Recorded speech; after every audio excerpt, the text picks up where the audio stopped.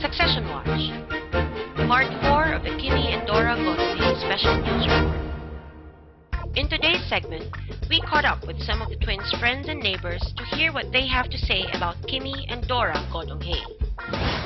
Ay nako, I'm so happy.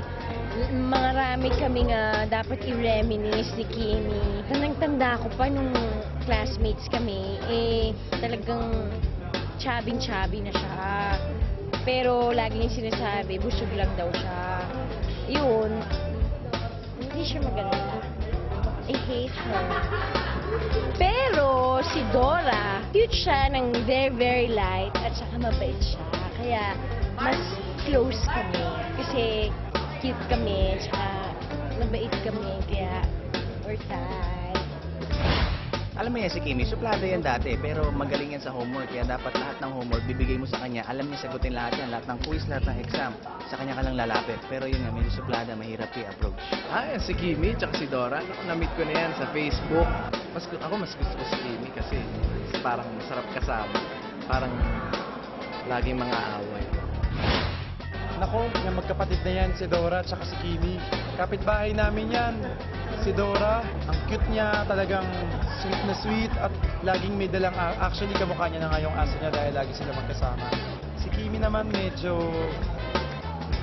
may pagkamasungit pero grabe yung talino niya, talagang doon na yun, abot na hanggang doon, no?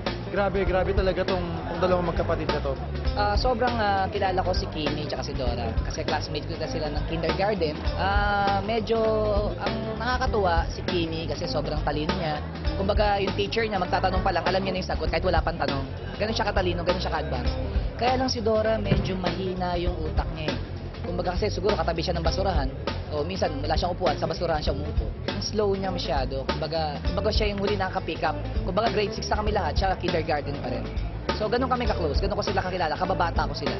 Pero ang ano ko lang noon, ako 32 na sila, ano pa lang 6 years old. So mas bobo ako kay Dora. What about you? Yes, you watching right now. Have you made your choice? Who do you think should win? Kimi or Dora Godonghae? Up next, the final installment of Succession Watch, the Kimi and Dora Godonghae Special News Report, the world premiere of the most exclusive, coveted, controversial, constipating interview of the Godonghae twins. Don't miss it.